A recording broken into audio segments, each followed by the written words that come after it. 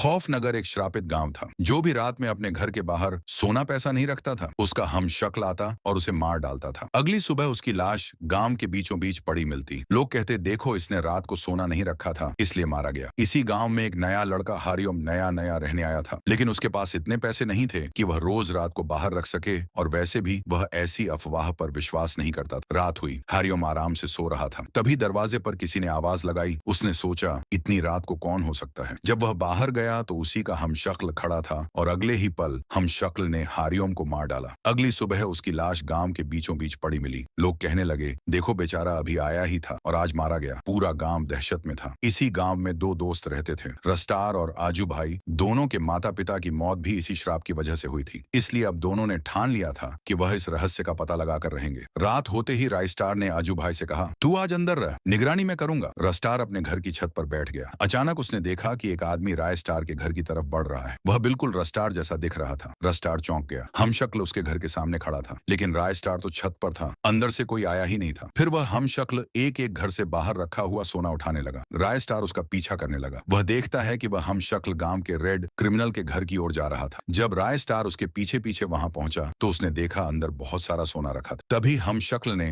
अपना असली रूप लिया। वह बोला, मैं और कोई नहीं, रेड क्रिमिनल ही हूँ। रायस्टार पीछे मुड़ा तो रेड क्रिमिनल उसके पीछे खड़ा था। उसने लकड़ी का डंडा उठाकर रायस्टार के सिर पर मारा। रायस्टार बेहोश हो गया। जब उसकी आंख खुली, वह अपने घर के बिस्तर पर था। उसने अज्जू भाई और गांव वालों को सब बता दिया। ये सब रेड क्रिमिनल कर रहा है। रायस्टार गुस्से में अपने घर गया, तलवार उठाई, बाइक स्टार्ट की और रेड क्रिमिनल के घर पहुंच गया। रेड क्रिमिनल को पहले ही शक था कि रायस्टार आएगा, इसलिए उसने अपने पास एक गन रख ली थी। जैसे ही रायस्टार अंदर पहुंचा, रेड क्रिमिनल ने उस पर गोली चला दी। रायस्टार घायल हो गया और जमीन पर गिर पड़ा। तभी अचानक एक और गोली चली। वो गोली अज्जू भाई ने चलाई थी।